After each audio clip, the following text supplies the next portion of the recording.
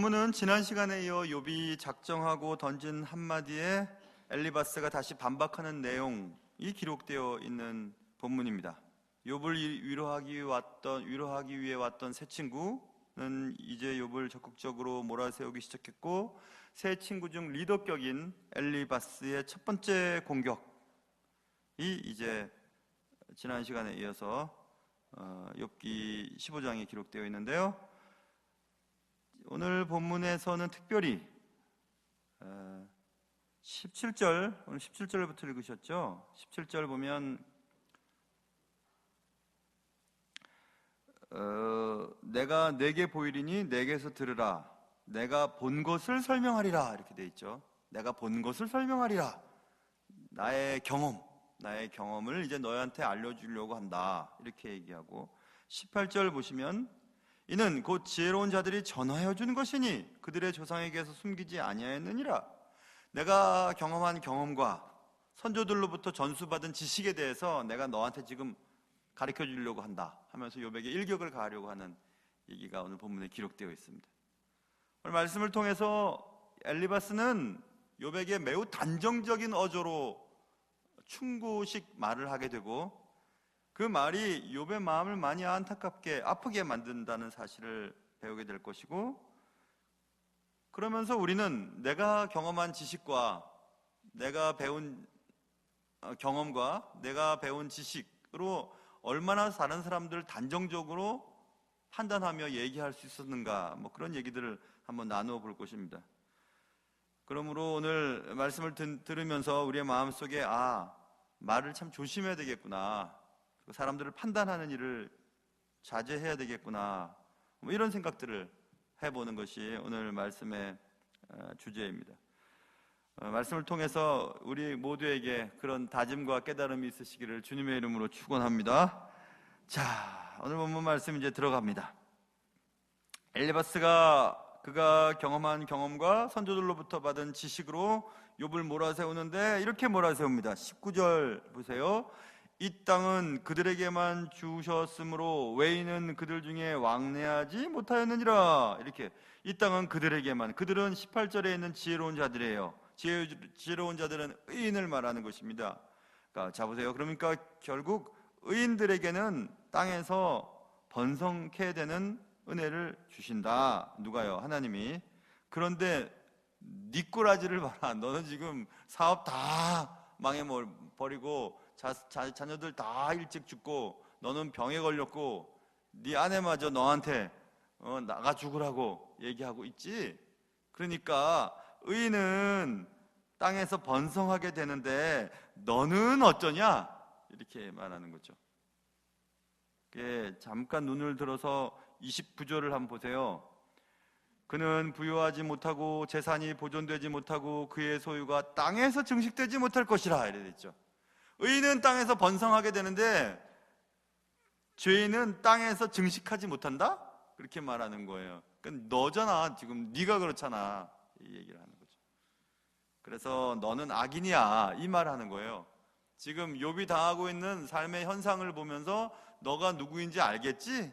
나는 여태까지 내 경험으로 선조들로부터 받은 지식으로 지혜로운 자는, 의인은, 하나님을 사랑하는 자는 땅에서 번성하더라고.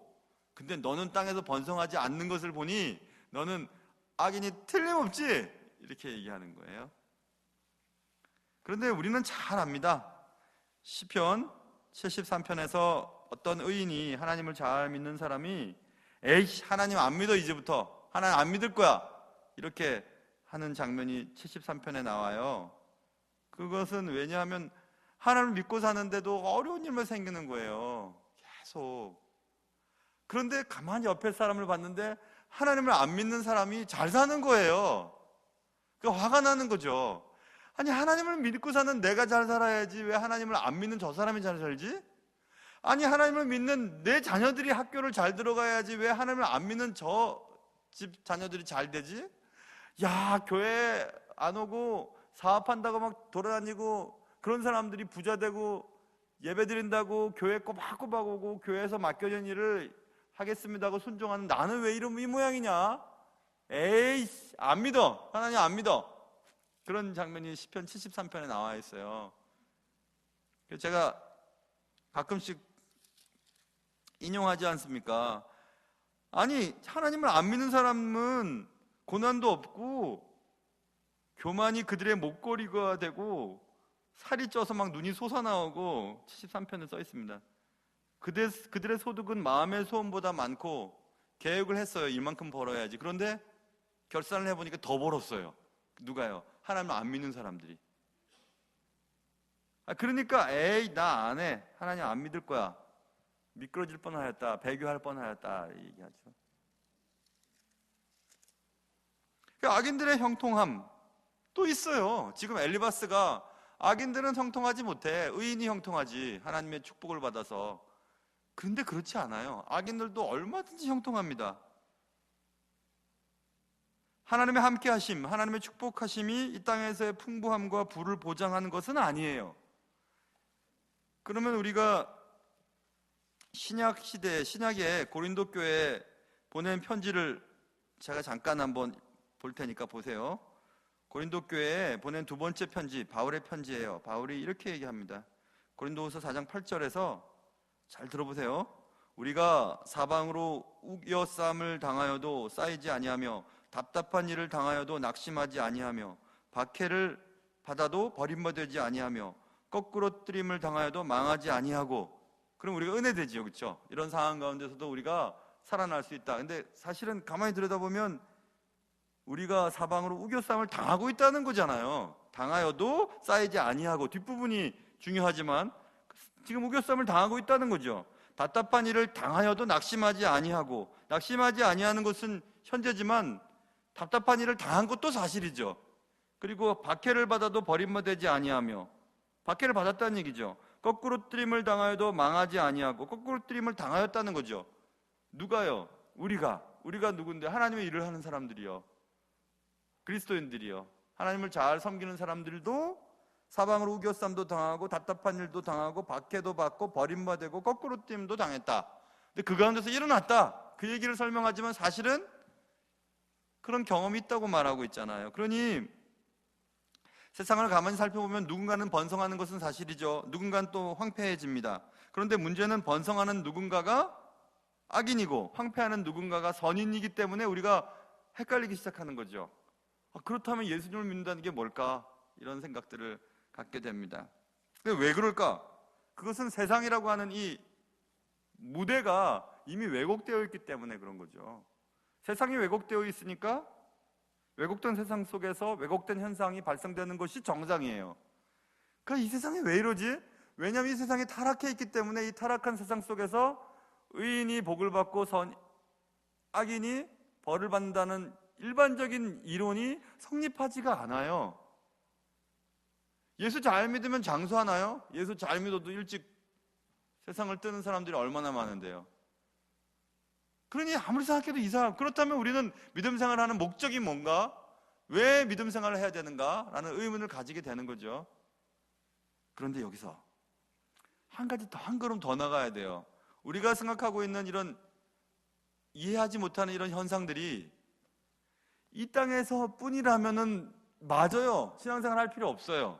뭐 한다고 신앙생활 해요? 예수 잘 믿어도 어려운 일이 생기는데. 그런데 우리가 한 가지 더 나가야 될 것은 이 땅에서의 삶이 전부가 아니라는 사실이에요. 이 땅에서의 삶이 분명히 이 세상은 왜곡되어 있어요. 예수 그리스도의 재림이 와서 모든 세상이 새롭게 재편되는 날, 이제 옳은 것은 옳고 그른 것은 그렇다라는 것이 정리가 될 텐데 그 전까지는 계속 뒤틀려 있거든요. 그런데 그 왜곡이라고 하는 현상이 이 땅이라고 하는 한계 내에서만 발생될 뿐이라는 사실을 우리가 잊어서는 안 됩니다. 왜곡된 세상 속에서만이 우리가 이해할 수 없는 일들이 발생되는 것이고, 이 땅을 떠나는 순간 모든 것이 제대로 자리가 잡게 되거든요. 그때에서야 우리는 비로소 알 수 있습니다. 아, 그때 그 일이 그래서 그랬구나라는 사실들을 말입니다. 그래서 우리가 당하는 고통도, 우리의 삶 가운데 날마다 경험하는 부당한 것들도 영혼의 관점에서 본다면 이해하지 못할 것이 하나도 없다는 사실을 기억해야 해요. 저 저 너머의 영혼의 관점으로 이 세상을 바라본다면 툭툭툭툭 넘어갈 수 있어야 해요. 충분히 그럴 수 있죠. 근데 이 땅에서 삶이 전부라고 생각한다면 신앙생활 할 필요가 없죠. 이 세상의 삶이 전부라면은 실컷 놀다가 실컷 다른 사람 괴롭히고 내가 잘 살다가 그냥 죽으면 그만인데, 그렇지 않아요. 이 세상은 잠깐 왔다가 가는 100년 정도의 삶을 살아갈 수밖에 없는 인생이니까 말입니다. 그래서 하늘의 시각을 가진 자들은 고통이라고 하는 것이 꼭 벌이 아니라고 하는 사실을 조금씩 이해하게 되죠. 실패가 꼭 낭패가 아니라는 사실도 받아들이게 되고, 죽음이 꼭 비극인가? 아니야, 비극이 아닐 수도 있겠지라는 생각들을 하게 되죠. 그것은 이사야서 57장에서 이런 말씀을 기록해 두었거든요. 의인은 화액 전에 취하여감을 입은 것인 줄로 깨닫는 자가 없도다. 어떤 사람이 죽었는데요, 아무도 그 사람의 죽음에 대해서 신경을 쓰지 않아요. 그 사람이 의인이라 할지라도 그 사람이 죽은 이후에는 그 사람 생각하지 않아요. 그러나 그 의인이 화액 전에 데려감을 취했다고 하는 사실도 아무도 알지 못했다고 얘기해요. 그것을 예전 성경에는 화액 전에 취하여감을 입은 것으로 깨닫는 자가 없도다 이렇게 번역을 했고, 지금 우리가 가지고 있는 이 개역 개정에는 의인들은 악한 자들 앞에서 불리어 가도다 이렇게 써 있습니다. 악한 자들이 지금 막 괴롭히려고 막 하고 있어요, 우리를. 그런데 그 악한 자들 앞에서 싹 주님이 싹 데려가세요. 큰 해를 당하지 않도록 싹 데려가세요. 그것을 복이라고 하지 누가 화라고 얘기할 수 있겠냐 이거죠. 악인들이 우리를 괴롭히려고 하고 있는데 그 앞에서 잘 있어 하고 편안하게 가요. 그거 좋은 거잖아요. 근데 아무도 그걸 모른대요. 그리고 우리는 화액 전에 데려감을 입은 그 사람이 죽은 사실에 대해서만 아픈 거죠. 그냥 왜 이런 일이 생겼을까요? 왜 이런 일 때문에 내가 이렇게, 저 사람 저렇게 착하게 살았는데 왜 저렇게 할 일도 많은 것 같은데 왜 데려가시나요? 이렇게 생각하지만 아무도 그걸 깨닫지 못하는 거죠. 그래서 여러분과 제가 이 왜곡된 세상 속에서 살아가는 동안 이해 못할 일들이 너무너무 많습니다. 너무너무. 그러나 우리의 시각을 이 땅 건너편에 있는 저 영혼의 관점에서 본다면 이해할 수가 있을 것 같아요. 다는 이해 못한더라도 분명히 하나님께서 우리가 알지 못하는 상황 가운데서 우리의 삶을 이끄시고 화액전에 데려감을 입게 하시고 어떤 낭패를 보는 순간이 더 큰 낭패를 위해서 하나님이 허락하신 일이 될 수도 있고,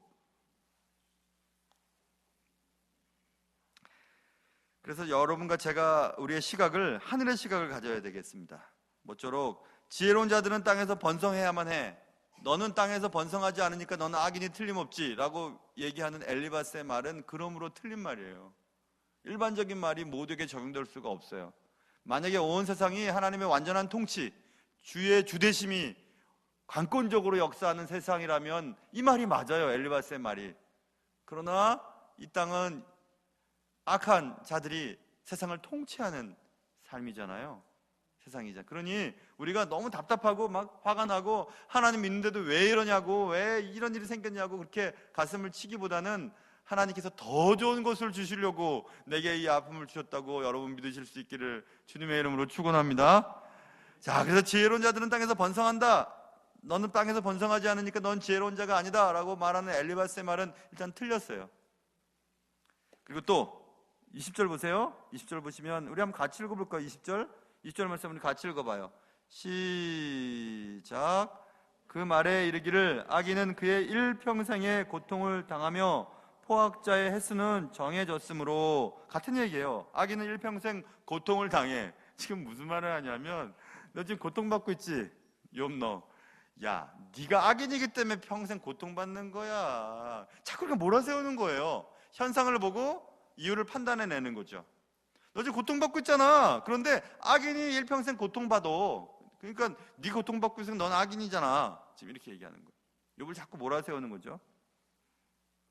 엘리바스는 지금 고통받고 있는 욥을 염두에 두고 이 말을 하는 것이 틀림이 없습니다. 고통에 대한 사람들의 일반적인 이해는 언제나 그렇게 제한적이에요.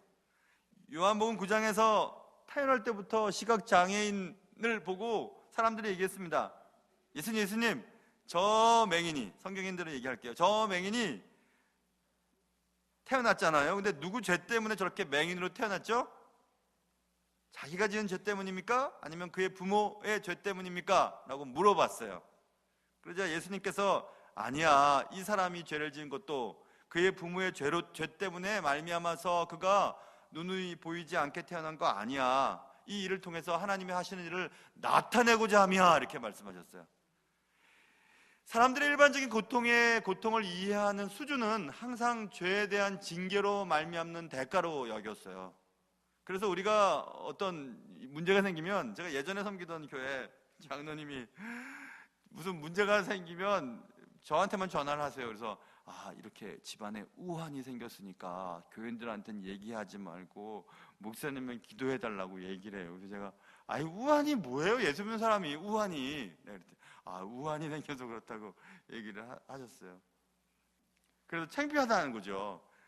왜냐하면 내가 장로인데 집에 이런 우환이 생겼으니까 사람들이 뭐라고 생각하겠냐 이거죠. 대부분 그렇게 생각해요. 여러분, 우리가 문제가 생기면 나의 어떤 죄의 대가를 내가 치르고 있는 것이라고 생각합니다. 자녀들이 무슨 문제가 생기면 나의 죄로 인하여 내 자녀들이 죄의 대가를 받고 있다고 생각해요. 그래서 가슴이 아픈 거예요. 자녀들 보기도 민망하고 마음 아프잖아요. 근데 그렇다면 여기 있는 분들 다 죽었습니다. 저를 포함해서. 우리의 부모님이 지은 죄와 내가 태어날 때부터 지은 죄들을 다 하나님이 평가를 내리시고 우리에게 죄를 물으신다면 우리 다 죽었어요. 지금 여기 있는 분들이 아무도 안 계세요. 그런데 우리 마음속에는 그런 마음이 있어요. 누구의 죄 때문에 이런 일이 생겼죠? 이렇게 얘기해요. 공동체도 그렇잖아요. 뭐 교회나 가정에 어떤 문제가 생기면 누구 때문에 이렇게 되는지 찾아내기를 기뻐하잖아요. 우리는 그 문제를 찾아내고 그 사람 때문에 이 일이 생겼을 것이라고 생각하면서 그 사람을 공격하고 우리가 제일 잘하는 그 사람을 잘라내버리잖아요. 도려내버리잖아요. 그런 일은 잘하잖아요. 어느 무명의 신앙인이 지은 책을 아주 오래전에 읽었는데 내용은 잘 기억이 안 나는데 그 중에 한 구절 말씀을 읽으면서 그냥 가슴이 울렸어요. 가슴이 막 울리면서 제 마음속에 감동이 확 몰려왔는데 그 구절은 이런 거였습니다. 아주 대단한 신앙인이었거든요. 무명의 신앙인인데 그분의 지은 책에 인생을 돌아보았는데요. 주님과 함께하는 인생이었어요. 그런데 그의 인생을 돌아보았는데 한마디로 그의 인생을 이렇게 써놨습니다. 어느 한 날도 쉬운 날이 없었습니다. 이렇게 썼어요. 야, 가슴이 막 울렸어요. 어느 한 날도 쉬운 날은 없었다고 얘기를 했어요. 주님과 함께하는 인생이었는데 그 말 이게 읽는데요, 내 마음속에 감동이 쫙 왔어요. 저도 그렇거든요. 어느 한 날도 이렇게 마음을 놓으면서 지나지 못합니다. 목회 현장이 그래요. 어느 한순간도, 어느 한 날도 강단에 올라올 때마다 하나님, 이번이 내 인생의 마지막 설교가 되게 해주세요. 그런 마음으로 설교하게 해주세요. 꼭 기도해요.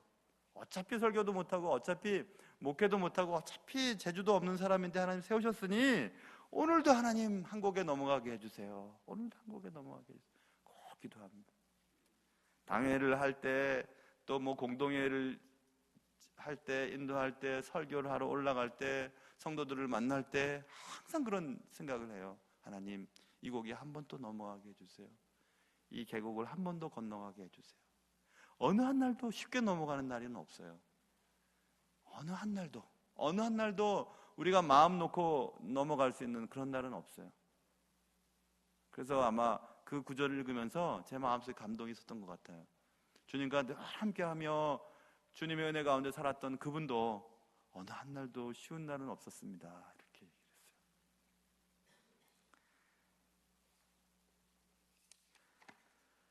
왜냐하면 우리의 삶은 고통의 연속이거든요. 고통스럽지 않은 날이 세상에 어디 있나요? 우리가 기뻐하는 순간에도 고통은 여전히 우리 속에 존재하고 있는데요. 우리가 아무리 건강하다고 해도 어느 곳에서 우리의 몸을 상하게 하는 바이러스나 병균들이 계속해서 증식하고 있을 것임이 틀림이 없기 때문에 그렇죠. 아무리 건강한 사람도 우리의 세포는 계속 늙어가고 죽어가고 있고요.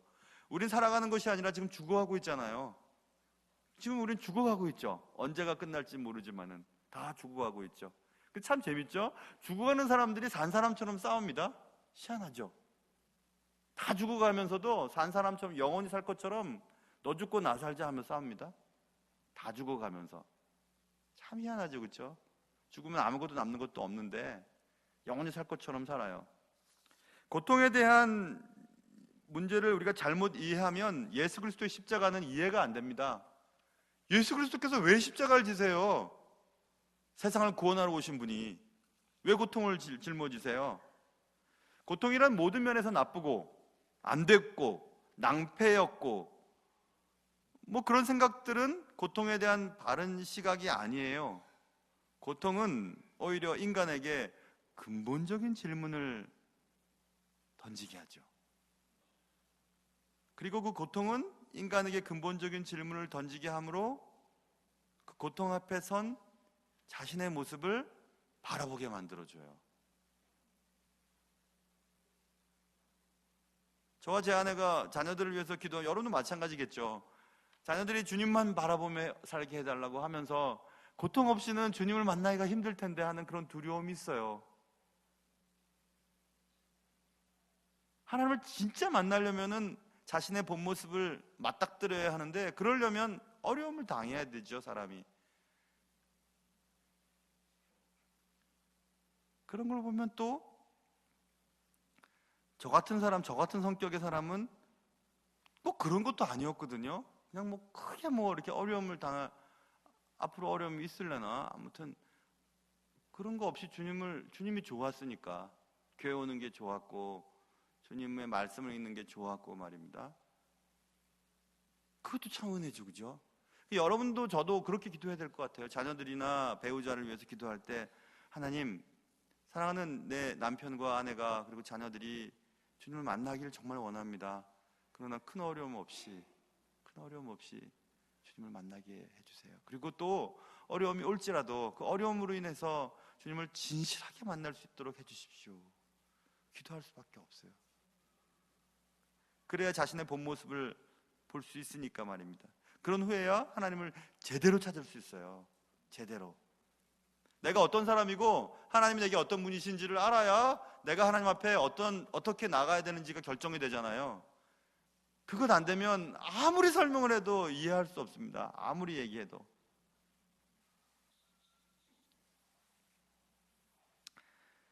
이 욥도 그랬잖아요. 욥이 그렇게 믿음 생활을 잘하고 자녀들 그렇게 신앙생활을 주의하면서 자녀들 이름을 하나씩 불러가며, 지금 말하면 자녀들 이름을 불러가며 예배를 드리고 자녀들 이름을 가지고 뭐 예를 들면 교회를 짓고 뭐 이렇게 열심히 했던 그분도 이렇게 어려움을 당했어요.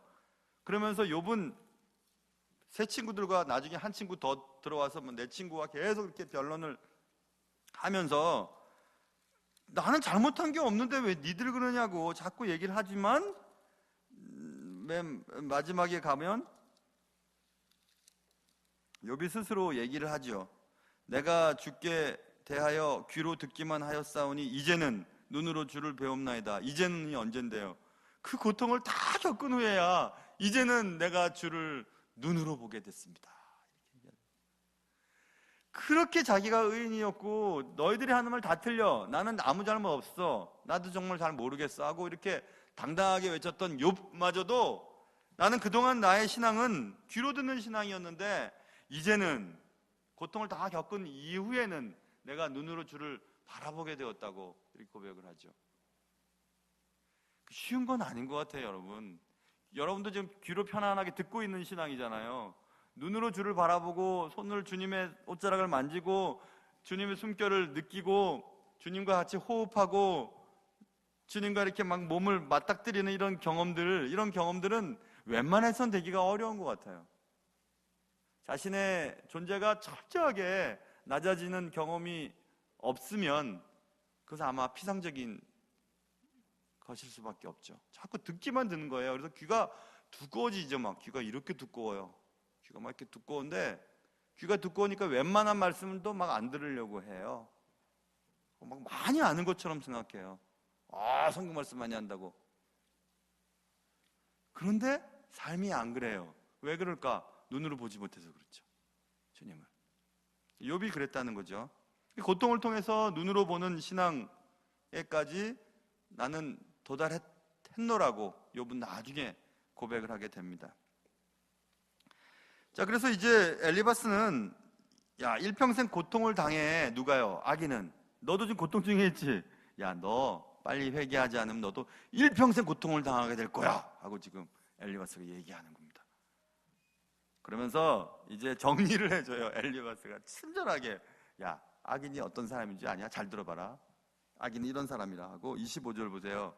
25절 제가 읽어볼게요. 이는 그의 손을 들어 하나님을 대적하며 교만하여 전능자에게 힘을 과시하였음이니라. 악인의 특징, 하나님을 대적한다 이겁니다. 하나님을 대적해요. 대적은 반항이란 뜻이에요. 하나님께 반항하지 마, 이 악인아. 두 번째, 그는 목을 세우고 방패를 들고 하나님께 달려든다. 하나님께 반항하는 것뿐만 아니라 그 다음에 한 걸음 더 나가서 이제 하나님께 달려들어요. 하나님께 공격해요. 하나님을 공격해요. 하면서 공격해요. 그러다가 이제 더 악인의 모습을 보세요. 27절 보시면 그는 27절 그의 얼굴에는 살이 찌고 허리에는 기름이 엉겼고 이렇게 있어요. 살이 찌고 기름이 엉겨 있대요. 이건 정욕과 교만으로 편하고 걱정이 없기 때문에 생기는 현상을 말하고 있죠. 이 말은 뭐냐면 하나님께 대적하고 하나님께 달려드는 자인데도 편해요. 걱정이 없어요. 이 27절의 이 말씀의 요지는 나 하나님 없이도 난 괜찮아 이 얘기예요. 하나님 없이도 난 괜찮아, 잘 살아. 하나님 기까짓 거 필요 없어. 하나님을 무시하는 행위죠. 여러분, 상대방이 제일 나를 미워하는 게 어떤 거냐면 무시하는 거예요. 그래, 알았어. 무시해버리는 게 제일 그 사람을 마음 아프게 하는 거잖아요. 하나님 무시하는 거예요. 악인의 가장 나쁜 악인은 하나님을 무시하는 거예요. 그래서 성경에 하나님을 없다 하는 자, 하나님 없다고. 까짓 거 뭐 있어? 하나님 없이도 난 괜찮아. 하나님 없이도 난 잘 살 수 있어. 하나님 까짓 거 뭐 안 믿어도 돼. 교회 안 가도 돼. 나 알아서 할 수 있어. 그렇게 하는 거. 제일 나쁜 악인이죠. 그 악인의 지금 특징들을 얘기해요. 하나님께 대적하고 하나님을 향해 공격하고 그리고 살찌고 기름이 엉겨서 이런 말 하면 나 살 빼야 되겠다. 그런 분이 계실 텐데 그 말 아니에요. 교만하고 영적인 편안함이 있다는 거예요. 하나님 없이도. 그러니 하나님 향해 반항하고 공격하다가 이제 아예 하나님은 내게 불필요한 존재라 라고 하면서 하나님을 무시하는 것. 악인의 특징이죠. 근데 하나님이 안 계신 것처럼 행동하는 경우들이 우리 속에 있어요. 이런 거죠. 여러분들 어떻게 하나님 무시할까? 우리 이럴 수 있잖아요. 하나님 지금 살아 계시죠. 그럼 우리 모든 삶의 환경 가운데 계셔요. 그래서 우리가 하는 모든 일들과 사람들과 만나는 모든 대화와 우리의 생각에 찾아오는 모든 생각들을 다 알고 계시다고요. 그런데 마치 하나님이 안 계신 것처럼 내가 언제 그런 말 했어? 내가 언제 그렇게 약속했어? 내가 언제 그렇게 했어? 라고 거짓말 치는 거예요. 하나님을 무시하는 거죠. 틀림없이 무시하는 거죠. 하나님이 온 세상에 계시고 우리 곁에 계시고 우리의 모든 행위를 아시고 우리의 마음속을 다 아시는 하나님 앞에서 하나님이 싫어하는 일을 하는 거예요. 아무도 모르게. 아무도 없으니까. 아무도 안 보니까. CCTV도 없어요. 여기는. 내가 하는 일은 아무도 몰라. 하나님 무시하는 거죠. 하나님 계신데. 어떤 사람한테 그러세요 집사님, 그러세요 이렇게 막 하면서 속으로는 에이 나쁜 놈아 해요. 그러면 하나님 안 계신 것처럼 하는 거잖아요. 그게 하나님 무시하는 거죠. 악인이에요. 그거. 이쪽 사람 앞에서 이렇게 얘기했는데 저 사람은 그렇게 얘기 안 했다고 얘기해요. 내가 언제 그랬어? 내가 언제 그렇게 약속했어? 하나님 무시하는 거죠. 혼자 있을 때 모습과 많은 사람들 가운데 있는 모습은 달라요. 하나님 무시하는 거죠. 우리의 속의 마음과 행동하는 행동이 달라요. 하나님 무시하는 거죠. 하나님 다 보고 계시는데, 다 알고 계시는데. 그러니까 우리는 악인이에요, 그런 사람들은. 그러면서 어떻게 하나님을 대적해, 어떻게 하나님을 공격해, 어떻게 하나님 없이도 살 수 있을 것처럼 하나님을 불필요한 존재로 취급해버린단 말이야. 우리가 지금 그러고 있잖아요. 그래서 예수 믿는 사람들은 거짓말하면 안 돼요. 그리고 혼자 있을 때와 여러 사람이 있을 때가 될 수 있으면 같아야 돼요. 집에서 자기 아내와 자기 남편과 교회에 대해서 얘기하는 것과 많은 사람들 앞에서 교회에서 하는 모습이 똑같아야 되는 거예요. 여기선 이렇게 하고 저기선 그렇게 하고 그러면 안 돼요. 그거 하나님 무시하는 거예요. 하나님 없으신 거예요. 그것은 하나님 못 들으신다고 생각하는 거예요. 하나님이 내가 하는 행동들을 모르신다고 생각하는 거예요. 악인이에요. 그건 틀림없이 맞는 말이죠. 그러니까 지금 엘리바스의 말은 맞는 것도 있어요. 그렇죠? 요즘 여러분의 삶이 어떠신지 한번 보세요. 하나님 없이도 아무 문제가 없으세요? 그리고 하나님이 안 들으시는 것처럼 거짓말 치세요? 하나님이 안 보시는 것처럼 행동하세요? 그렇다면 여러분과 저는 악인이에요. 악인은 잘 되지 못할 겁니다. 안 될 겁니다. 적어도 잘 안 될 거예요. 그래서 엘리바스의 말이 모두 틀린 것은 아니란 말이 이 말이죠. 그가 경험한 것과 선조들에게서부터 물려받은 지식으로 판단을 해보았는데, 의인은 땅에서 번성해, 악인은 계속되는 고통을 받아. 내 말 들어봐. 그러니 넌 어떠냐? 지금 욥에게 얘기하는 거예요. 욥은 지금 땅에서 번성하지 않죠. 사업이 다 망했으니까. 그리고 고통받고 있죠. 그러니까 너 악인이잖아. 너 계속 그렇게 살면 계속 그렇게 될걸? 그러니 빨리 회개해. 엘리바스가 얘기하는 거예요. 자, 여기서 엘리바스의 문제는 제가 서두에서도 말씀드렸지만 자신이 경험한 것과 자신이 선조들로부터 받은 지식으로 사람을, 사건을, 그리고 사물을 판단하려고 하는 매우 교만한 태도를 보이고 있다는 거죠. 엘리바스는 욥이 지금 교만하고 하나님을 대적하고 정욕으로 살쪄 있다고 판단하고, 그러니 빨리 회개하라고 얘기하고 있죠. 촉구하고 있죠. 그러나 사실 이 욥의 마지막 부분을 가보면 주님이 판결을 내리십니다. 자기들끼리 쫙 얘기한 다음에 주님이 42장에서 7절에서 이렇게 말씀하세요. 여호와께서 욥에게 이 말씀을 하신 후에 여호와께서 대만 사람 엘리바스, 지금 이 말하고 있는 오늘 본문이에요. 엘리바스가 얘기하잖아요. 이 엘리바스에게 말해요. 내가 너와 내 두 친구, 세 친구죠. 그러니까 너 두 친구에게 내가 노한다. 하나님 분노하셨다. 이는 왠지 아냐? 너희가 나를 가리켜 말한 것이 내 종 욥의 말같이 옳지 못함이니라. 그러니까 지금 욥이 말하고 있는 것이 틀렸다는 것을 주님이 계속 보고 계시는 거예요. 너 지금 나에 대해서 말한 거 틀린 말이야. 너 틀리게 말했어. 욥이 말한 게 맞았어 라고 나중에 주님이 욥의 손을 딱 들어주세요. 그러니 엘리바스가 욥, 너는 교만하고 하나님을 대적하고 정욕으로 살쪄 있어. 그러니 빨리 회개해야 돼 라고 말하는 엘리바스가 사실은 교만하고 하나님을 대적하고 또 정욕으로 살쪄 있는 사람이었음을 주님은 나중에 말씀해 주세요. 그러니 여러분과 제가 한 가지만 믿고 살면 좋겠어요. 지금 왜곡된 세상 속에서 야, 저 사람이 어떻게 저럴 수가 있지? 야, 저런 사람이 어떻게 잘 되네? 그게 막 많이 불편하잖아요. 그럼 내가 이렇게 깨끗하게 살고 정직하게 살고 하나님 믿고 사는 게 무슨 소용이 있단 말이야? 이런 마음이 들잖아요.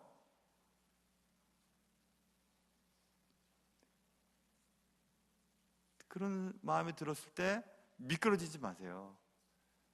잘 견뎌보세요. 마지막에 여러분 손 들어 주시는 분이 계실 거예요. 꼭 아멘 하신 3명 반만 큰 은혜 받으시길 바라요. 아멘 하신 3명 반만. 마음속으로 하신 분들도 은혜 받으시고요. 저는 자신은 없어요. 제가 그런 사람인지. 혹시 제가 너 잘못했어, 네가 말한 게 잘못이야, 이런 말을 듣게 될지 저는 사실 두려워요. 그러나 하나님의 말씀에 입각해서 삶과 삶이 좀 간격을 좁히려고 애를 쓰는 사람 가운데는 한 사람이에요. 참 애를 많이 씁니다. 근데 애를 쓰지는 않아요. 원래 저는 이런 사람이니까. 그러니까 뭐 똑같아요. 제 아내한테 물어보면 집에서와 교회에서 무슨 똑같아요. 다른 거 하나도 없어요. 똑같이 지내요. 아이들하고 두 아이들과 지낼 때와 여러분들과 지낼 때 똑같아요. 다를 거 없어요. 똑같 제 모습이에요, 그냥.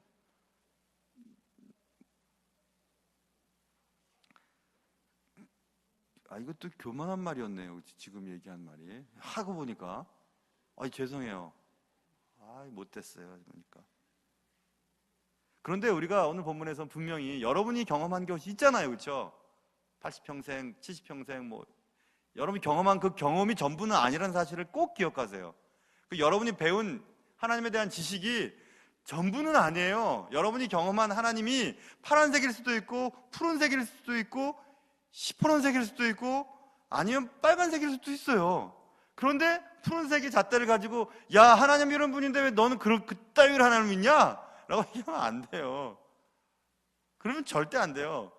누구도, 여러분 가운데 저를 포함해서 누구도 하나님 앞에서 완전한 사람, 완전히 구원받았다고 자신 있게 말할 수 있는 사람은 없어요. 물론 우리는 하나님의 말씀을 통해서 믿죠. 우리는 오직 예수로 말미암아 구원받는 사실은 믿지만 그러나 그 구원의 서정, 구원의 여정 가운데서 구원의 완성까지 이르는 일은 우리에게 주어진 책임이기도 해요.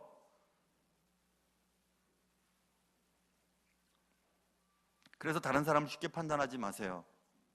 여러분이 알고 있는 지식을 가지고 너는 왜 그렇게 게으르냐? 너는 왜 그렇게 못됐냐? 너는 왜 이렇게 말이 많냐? 너는 왜 그렇게 그러냐고 판단하지 마세요. 그분도 그 나름대로 최선을 다하고 있을 겁니다. 틀림없이 최선을 다하고 있을 거예요. 그렇지 않다고 해서 우리가 판단하며 비교하며 평가 내릴 필요도 없습니다. 우리가 관심을 기울여야 될 것은 하나님 앞에 섰을 때 하나님 앞에 부끄러운 것들이 없도록 최선을 다해서 애를 쓰는 것 뿐이죠. 오직 예수 그리스도의 은혜가 우리를 그렇게 만들 수밖에 없지만은 예수 그리스도의 은혜를 제외하고서 하나님 앞에 설 사람은 아무도 없어요. 하나님의 크고 위대하심 앞에 우리가 알지 못하는 많은 지식들 앞에서 우리는 늘 겸손할 뿐이죠. 아무것도 모르는 사람처럼 말입니다. 마치 예배를 드릴 때마다 새롭게 하나님의 말씀을 듣는 것, 그런 마음으로 말입니다.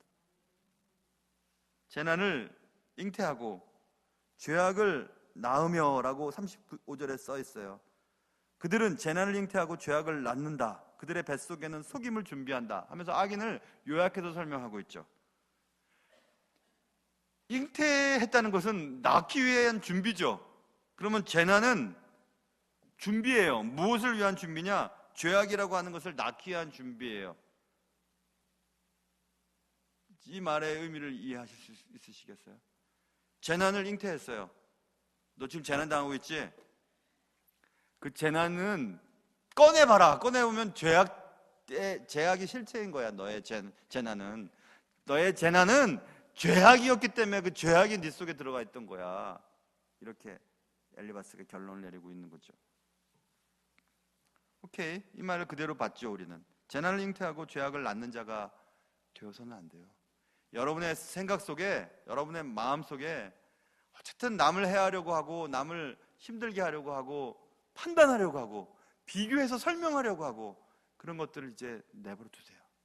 내버려 두시고 오직 여러분의 속에서 튀어나오는 말들과 행동과 또 여러분의 태도에서 오직 겸손과 사랑과 온유, 그리고 하나님을 의지하는 마음들, 그런 것들로 인해서 여러분들의 입가에 미소가 있고 여러분들이 살아가는 삶의 현장 속에서 여러분들 때문에 사람들이 행복해질 수 있는, 여러분들 때문에 교회가 행복해질 수 있는 그런 일에 여러분과 제가 사용될 수 있기를 주님의 이름으로 축원합니다.